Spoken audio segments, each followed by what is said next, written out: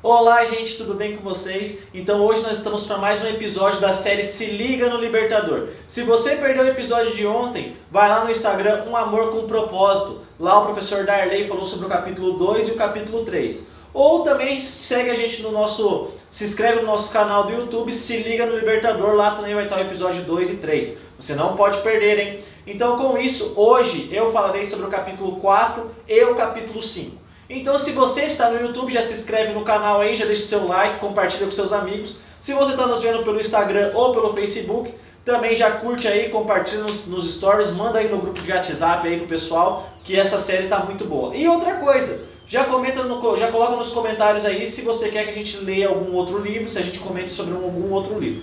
Então com isso, o capítulo 4 ele começa falando para a gente sobre Jesus nascendo num estábulo. Veja só que interessante isso, que Cristo ele poderia ter vindo nessa terra de qualquer jeito. Porque ele era o rei do universo. Ele poderia ter vindo de qualquer jeito. Mas a gente sabe que ele não veio com toda a sua glória, porque senão a gente seria fulminado por causa disso. E outra coisa, ele veio como um ser humano. Veja só, a gente teve que se humilhar ao ponto de se tornar um ser humano. Porque veja só, ele é o rei do universo. Ele não precisava disso. Ele poderia muito bem ter deixado a humanidade de lado. Mas não, veja só que ele escolheu se tornar um ser humano para vir a essa terra. Veja só que mesmo se não houvesse pecado, imagine Deus se tornando um ser humano, talvez já fosse uma grande humilhação. Imagine só agora com naquela época já tinha se passado 4.000 anos da humanidade. Veja só a humilhação, ou seja, 4.000 anos de pecados. Veja só que talvez a humilhação que ele passou para se tornar um ser humano. E veja só que o interessante disso é que naquela época todos sabiam da vinda do Messias. Todos sabiam que o Messias viria. Só que o povo de Israel era um povo que passava por muitos altos e baixos na sua vida. E naquela época ele estava sendo oprimido por Roma. Então veja só, eles sendo oprimidos por Roma, eles achavam que o rei que viria, o Messias que viria, seria um Messias, um rei terreno. Seria para conquistar as coisas nessa terra. Esse era o pensamento que eles tinham.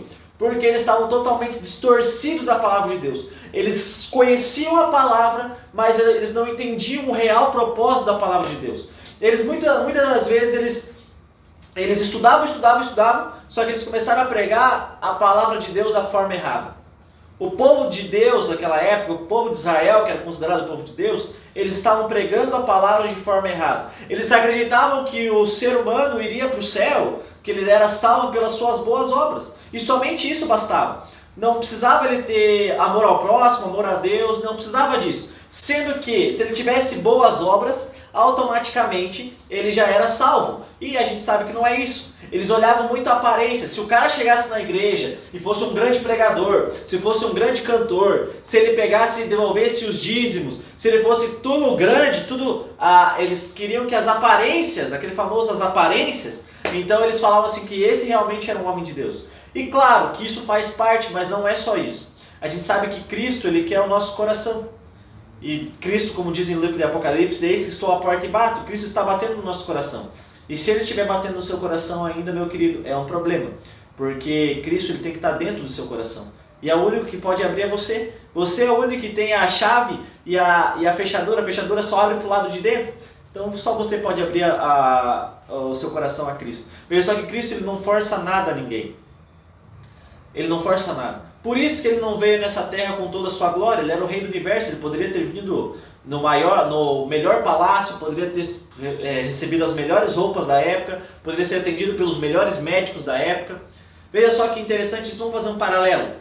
Se é uma pessoa rica hoje em dia, você não é uma pessoa rica hoje em dia morando numa casa simples, uma casa humilde, tendo um carro simples. Vou falar do meu, um golzinho. Você não vê um cara podre de rico tendo um golzinho 2003, por exemplo, que é o meu carro. Você vê ele tendo grandes carros, grandes casas. Você vê ele fazendo grandes passeios. Você não vê ele vindo fazer uma visita em algum lugar humilde. Você vê geralmente ele indo para a Europa, para o Japão. Agora não pode, né, porque a gente está em quarentena. Mas quando podia, você vê eles indo para a Europa, viajando para Paris, para Itália e outros lugares. Você vê só que são grandes coisas que eles fazem. Então veja só que o rei do universo ele poderia ter vindo e também ter nascido em qualquer lugar que ele quisesse, ter feito qualquer coisa que ele quisesse. Ele era o rei do universo. Vocês conseguem entender isso? Mas não. E naquela época, era necessário que uma profecia se cumprisse. A Bíblia diz que viria da linhagem de Davi, ele seria da linhagem de Davi e nasceria na cidade de Davi. Então ele teve que sair de Nazaré, José e Maria saiu de Nazaré e foi até Belém. E lá seria o nascimento de Jesus. E eles foram para várias pousadas e nenhuma recebeu eles. Diz que todas estavam cheias. Então veja só, as portas todas estavam fechadas para a vinda do Rei do Universo. E talvez aquele seria um dos maiores espetáculos que a história já viu. O nascimento do Rei do Universo, aquele que iria salvar o povo. E veja só que o povo não aceitou. Estava tudo fechado para ele. José e Maria continuaram andando e encontraram um estábulo. E o livro nos diz, e a Bíblia também nos diz, que Cristo nasceu numa manjedoura. O desejado de todas as nações nasceu numa manjedoura. Aquele que era luz veio a essa terra escura para ser a nossa luz. E diz que ele seria conselheiro, Deus forte, Pai da eternidade, príncipe da paz e tantos outros nomes. Aquele que lá na sarça ardente falou com Moisés. Aquele que dizia lá no Velho Testamento, eu sou, o eu sou, nasceu numa simples manjedoura no estábulo. Vocês conseguem entender isso? Mas era necessário que isso acontecesse. Por quê? Se você, agora vou fazer mais um outro paralelo. Se você for ver a história de Jó, a Bíblia diz que Jó era um homem rico, fiel, íntegro e temente a Deus. A Bíblia diz isso lá no livro de Jó. E se você tiver a oportunidade, leia o livro de Jó, que é um livro interessantíssimo. Então, se você for ver o livro de Jó diz isso sobre Jó. E uma vez teve um certo conselho e Satanás ele foi como se fosse o representante da terra. Todos os mundos foram convidados e Satanás vai achando que ele é o representante da terra. Ele fala que ele é o representante da terra. Ele fala, eu vim de rodear a terra. E Deus fala para Satanás o seguinte, tá vendo meu servo Jó? Homem íntegro, fiel, temente a Deus e se desvia do mal.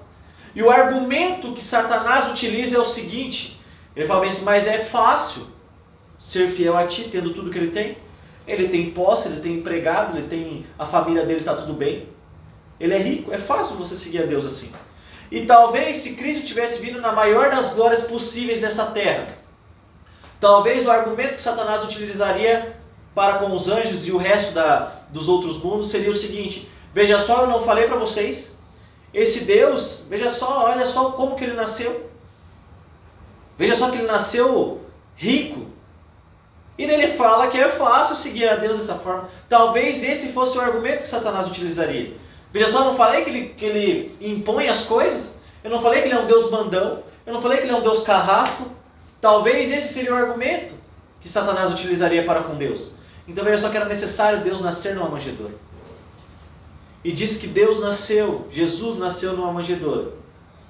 O Verbo se fez carne e habitou entre nós.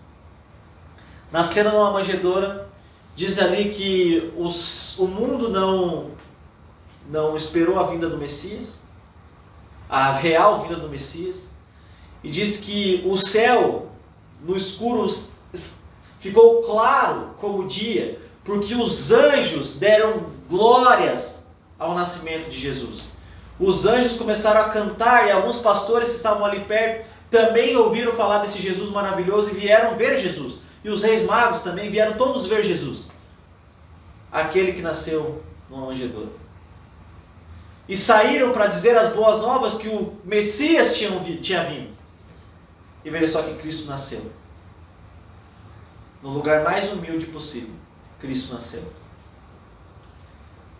E ali vinha uma corrida contra o tempo, porque se Cristo falhasse, Satanás vencia.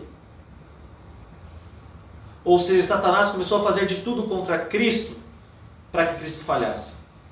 Mas Cristo não falhou. Nós sabemos a história, sabemos que Cristo não falhou.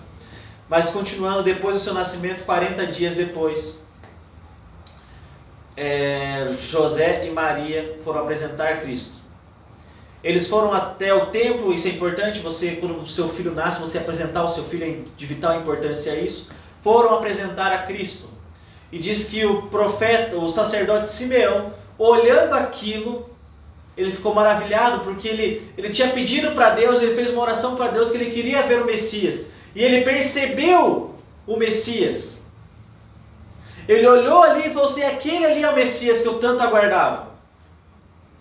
E uma outra profetisa também, Ana, também percebeu a vinda do Messias. E ela também viu e percebeu o Messias ali. E deram graças à vinda do Messias. E ali começa o ministério de Jesus. Talvez um ministério que muitos não entenderam na época. Inclusive, os próprios discípulos não entenderam. Eles achavam também que Cristo seria um rei terreno. Mas não, Cristo tinha algo muito mais importante guardado.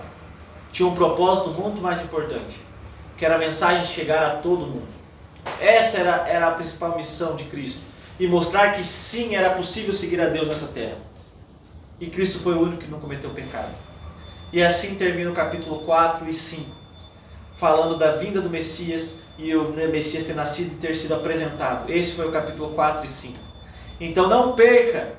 Amanhã o professor Darley estará falando os próximos capítulos. Aquele famoso continua no próximo episódio. Então não perca.